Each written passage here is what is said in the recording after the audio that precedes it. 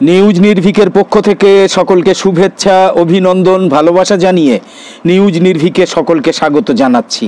আপনারা দেখছেন নিউজ নির্ভীক, আর প্রতিদিনের মতো আজ 13ই জুলাই শনিবার দেখছেন ঝটপট 10টা খবরের আরও একটা পর্ব। আজ প্রথমেই রাজ্যের খবরে থাকছে ঢোলাহাটে যুবকের মৃত্যুর ঘটনায় দ্বিতীয়বার ময়নাতদন্তের নির্দেশ দিয়েছে কলকাতা হাইকোর্ট। নিউজ নির্ভীকের ঝটপট 10টা খবরের প্রথম এই খবর ছাড়াও প্রথমে আঞ্চলিক খবর, তারপর জাতীয় খবর এবং সবশেষে আন্তর্জাতিক খবর মিলিয়ে আরও গুরুত্বপূর্ণ যে খবরগুলো থাকছে সেগুলো হলো উপনির্বাচনেও ভরাডুবি, শূন্য পেয়ে সাংগঠনিক ব্যর্থতা স্বীকার করেছে বিজেপি। কেন্দ্রের শাসকের ঘরে মাত্র দুটো, উপনির্বাচনে দুরন্ত পারফরম্যান্স ইন্ডিয়া জোটের গোটা ভারত জুড়ে। নরেন্দ্র মোদীর 3টে তুগলকিক সিদ্ধান্তের জেরে ক্ষতির বহর 11.3 লক্ষ কোটি টাকা। ইসরায়েলি মন্ত্রীদের পশ্চিম তীর ইস্যুতে সতর্ক করেছেন ইসরায়েলের সাবেক প্রধানমন্ত্রী এহুদ ওলমার্ট। বাংলাদেশে কোটা সংস্কার আন্দোলনকারীদের বিরুদ্ধে পুলিশের মামলা। মার্কিন প্রেসিডেন্ট জো বাইডেন বলেছেন ইসরায়েল এবং হামাস যোদ্ধারা গাজা উপত্যকায় যুদ্ধবিরতিতে সম্মত হয়েছে। গাজার প্রতি সংহতি, লোহিত সাগরে ইসরায়েলমুখী জাহাজে ইয়েমেনের হামলা। সব মিলিয়ে নিউজ নির্ভীকের ঝটপট 10টা খবরের আজকের পর্বে দেখে নিন এমনই সব গুরুত্বপূর্ণ কম বেশি 10টা খবর। ঢোলাহাটে যুবকের মৃত্যুর ঘটনায় ফের ময়নাতদন্তের নির্দেশ দিয়েছে আদালত। শুক্রবার কলকাতা হাইকোর্টের বিচারপতি অমৃতা সিনহা তাঁর নির্দেশিকায় বলেছেন মামলাকারীর উপস্থিতিতে হবে ময়নাতদন্ত। ভিসেরা ফরেনসিক পরীক্ষার জন্য হায়দ্রাবাদে পাঠাতে হবে নমুনা। ঢোলাহাটের আইসিকে তদন্তে রাখা যাবে না বলেও নির্দেশ দিয়েছেন বিচারপতি। গত বুধবার মৃতের পরিবারের পক্ষ থেকে দাবি করা হয়েছিল যে আবুর জামিনের জন্য তারা পুলিশকে 1,75,000 টাকা ঘুষ দিয়েছিল। ঢোলাহাট থানার অন্তর্গত ঘটককুলতলার বাসিন্দা আবু সিদ্দিক হালদারের মৃত্যুর ঘটনায় প্রথম থেকেই পুলিশের বিরুদ্ধে মারধরের অভিযোগ তুলেছিল তার পরিবার। তাদের দাবি পুলিশি হেফাজতে অত্যাচারের কারণেই আবু সিদ্দিকের মৃত্যু হয়েছে। যুবকের মৃত্যুর পর স্থানীয় বাসিন্দারা থানায় বিক্ষোভ দেখান। শুক্রবার আদালত জানিয়েছে জাতীয় মানবাধিকার কমিশনের গাইডলাইন মেনে নীলরতন সরকার সুপার স্পেশালিটি হাসপাতালে আবু সিদ্দিক হালদারের দ্বিতীয় ময়নাতদন্ত করতে হবে। একই সঙ্গে পুলিশকে স্বস্তিক সেবা সদন নামে নার্সিংহোমের ভূমিকাও খতিয়ে দেখতে হবে। প্রথমবার ময়নাতদন্তের যে রিপোর্ট উঠে এসেছে তা দেখে একাধিক প্রশ্ন তুলেছেন বিচারপতি। গ্রেপ্তার করার সময় যিনি সুস্থ ছিলেন সেই যুবক জামিন পাওয়ার 4 দিন পর মারা গেলেন কিভাবে, সেই প্রশ্ন উঠেছে আদালতে। তাই শুক্রবার বিচারপতি নির্দেশ দিয়েছেন তদন্তের স্বার্থে প্রমাণ এখনই সংগ্রহ করতে হবে, না হলে আর ভবিষ্যতে সংগ্রহ করা যাবে না। শনিবার দ্বিতীয় ময়নাতদন্ত করতে হবে। মৃতের বাবার উপস্থিতিতে ময়নাতদন্ত হবে বলে নির্দেশ দিয়েছেন বিচারপতি অমৃতা সিনহা। উপনির্বাচনেও ভরাডুবি, শূন্য পেয়ে সাংগঠনিক ব্যর্থতা স্বীকার বিজেপির। 24-এর লোকসভা নির্বাচনের লক্ষ্যমাত্রা থেকে বহু দূরে থমকে গিয়েছিল বিজেপির বিজয় রথের চাকা। 42-এর মাত্র 12টা পেয়ে তাদের হাতে রয়ে গিয়েছিল পেন্সিল। রাজ্যের 4টে বিধানসভা কেন্দ্রের উপনির্বাচনেও গেরুয়া শিবির ব্যর্থতার ধারাবাহিকতা বজায় রেখেছে। 4-এর মধ্যে তাদের প্রাপ্তি একেবারে শূন্য, এমনকি জেতা আসনও তাদের থেকে ছিনিয়ে নিয়েছেন ঘাসফুল শিবিরের প্রার্থীরা। মানিকতলা, বাগদা, রানাঘাট দক্ষিণ, রায়গঞ্জ এই 4টে কেন্দ্রেই তৃণমূল প্রার্থীদের জয় জয়কার। শনিবার এই ফলাফল প্রকাশের পরই অবশ্য সাংবাদিক বৈঠক করে নিজেদের সাংগঠনিক ব্যর্থতার কথা স্বীকার করে নিয়েছেন বিজেপির রাজ্যসভার সাংসদ তথা মুখপাত্র শ্রমিক ভট্টাচার্য। কেন্দ্রের শাসক বিজেপির ঘরে মাত্র 2টো আসন। উপনির্বাচনে দুরন্ত পারফরম্যান্স ইন্ডিয়া জোটের। লোকসভা ভোটের পর প্রথম পরীক্ষা ছিল এনডিএ এবং ইন্ডিয়া শিবিরের। 7 রাজ্যের 13টা আসনের উপনির্বাচনে 10টা ছিনিয়ে নিয়েছে ইন্ডিয়া জোট। মাত্র 2টো আসন গিয়েছে বিজেপির ঝুলিতে, আর একটাতে এনডিএ শিবিরেরই জেডিইউকে হারিয়ে জয়ী হয়েছেন একজন নির্দল প্রার্থী।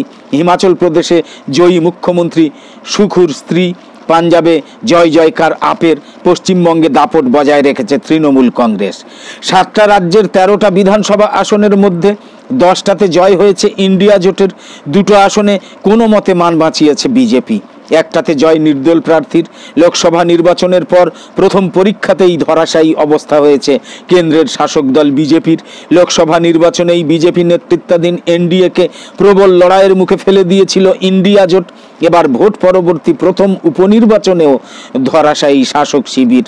হিমাচল প্রদেশের মুখ্যমন্ত্রী সুখবীর সিং সুখুর স্ত্রী কমলেশ ঠাকুর দেহরা কেন্দ্র থেকে উপনির্বাচনে জয়ী হয়েছেন। আম আদমি পার্টির মহিন্দর ভগত জয়ী হয়েছেন পাঞ্জাবের জলন্ধর পশ্চিম আসনে। 30,000-এরও বেশি ভোটে তিনি পরাজিত করেছেন বিজেপি প্রার্থীকে। এদিকে পশ্চিমবঙ্গে ফের উড়েছে সবুজ আবির, 4 আসনেই বিপুল ভোটে জয়ী হয়েছেন তৃণমূল কংগ্রেসের প্রার্থীরা, ধরাশায়ী একেবারে বিজেপি। পশ্চিমবঙ্গের রায়গঞ্জে জয়ী কৃষ্ণ কল্যাণী, রানাঘাট দক্ষিণে তৃণমূলের জয়ী মুকুটমণি অধিকারী, বাগদায় তৃণমূলের জয়ী মধুপর্ণা ঠাকুর, মানিকতলায় 57,000-এর বেশি ভোটে এগিয়ে প্রয়াত মন্ত্রী সাধন পাণ্ডের স্ত্রী সুপ্তি পাণ্ডে তৃণমূলের প্রার্থী। উত্তরাখণ্ডে মঙ্গালুরে জয়ী কংগ্রেসের কাজী মোহাম্মদ নিজামুদ্দিন, বদ্রীনাথ আসনে জয়ী কংগ্রেসের লাখপত সিং বুতোলা, মধ্যপ্রদেশের আমরওয়ারাতে জয়ী বিজেপি প্রার্থী কমলেশ শাহ, বিহারে 8,000 ভোটে জয়ী নির্দল প্রার্থী শঙ্কর সিং পরাজিত করেছেন এনডিএর জেডিইউ প্রার্থীকে।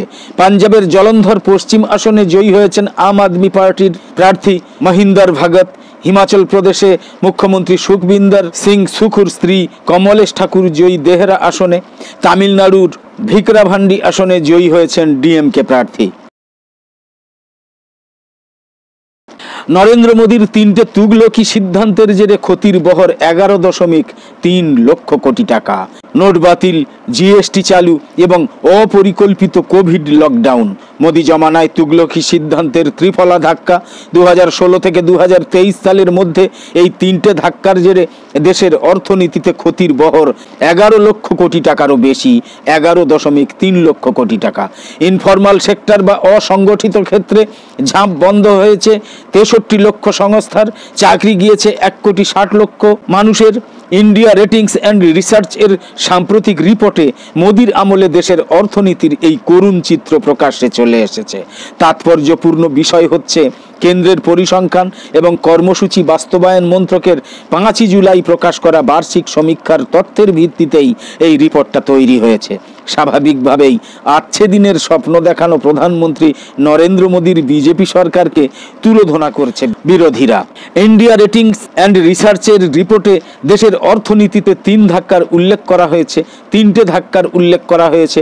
2016 সালে মোদী সরকারের নোট বাতিলের সিদ্ধান্ত, 2017 সালে জিএসটি চালু করা এবং 2020 সালে অপরিকল্পিত লকডাউন জারি করার ফলে দেশীয় অর্থনীতি, বিশেষ করে অসংগঠিত ক্ষেত্রের যে মেরুদণ্ড ভেঙে গিয়েছে, রীতিমতো তথ্য প্রকাশ করে তা তুলে ধরা হয়েছে এই রিপোর্টে। বলা হয়েছে ত্রিফলা ধাক্কার জেরে সামগ্রিক ক্ষতির পরিমাণ 2022-23 সালে দেশের মোট জিডিপি 4.3% সমতুল। 2015-16 থেকে 2022-23 সালের মধ্যে ইনফরমাল সেক্টরের প্রায় 63 লক্ষ সংস্থা বন্ধ হয়ে গিয়েছে।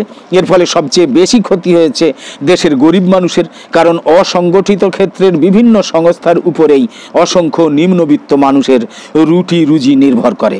রিপোর্টে বলা হয়েছে অসংগঠিত ক্ষেত্রের একাংশ সংগঠিত ক্ষেত্রের আওতায় এসেছে। এর ফলে কর সংগ্রহ বেড়েছে, সরকারের কোষাগার ভরেছে, কিন্তু অসংগঠিত ক্ষেত্রে নতুন কর্মসংস্থানের সুযোগ তৈরির পথ একেবারে অবরুদ্ধ হয়ে গিয়েছে। পরিসংখ্যান মন্ত্রকের প্রকাশিত তথ্য বলছে 2021-22 সালে কৃষি বহির্ভূত সংস্থার সংখ্যা ছিল 5.97 কোটি। 2022-23 সালে তা বেড়ে হয়েছে 6.5 কোটি। স্বাভাবিকভাবেই এক বছরে এই সেক্টরে কর্মসংস্থান 9.79 কোটি থেকে বেড়ে হয়েছে 10.96 কোটি। কিন্তু তা সত্ত্বেও ত্রিফলা ধাক্কার পূর্ববর্তী পরিস্থিতির তুলনায় এই কর্মসংস্থানের সংখ্যা অনেকটাই কম, কারণ নোট বাতিল, জিএসটি এবং লকডাউনের আগে 2015-16 সালে এই ক্ষেত্রে 11.13 কোটি চাকরি হয়েছিল। অর্থনীতিতে 3টে ধাক্কা না এলে 2022-23 সালে এই সংখ্যাটা বেড়ে দাঁড়াতো 12.53 কোটি।